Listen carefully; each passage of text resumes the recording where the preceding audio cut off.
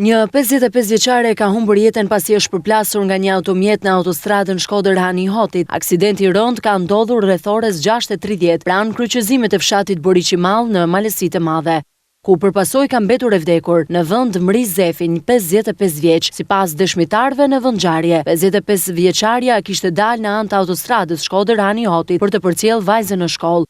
Në momentin që ka tentuar të dalë në anën tjetër të rrugës, automjeti tip Skoda me targ AA 664JJ me drejtues Bashkim Gjafa, 40 vjeç, ka përplasur 55 vjeçaren. Aksidenti ka qenë fatal për Mriz Zefin, e cila ka ndëruar jetë më njëherë.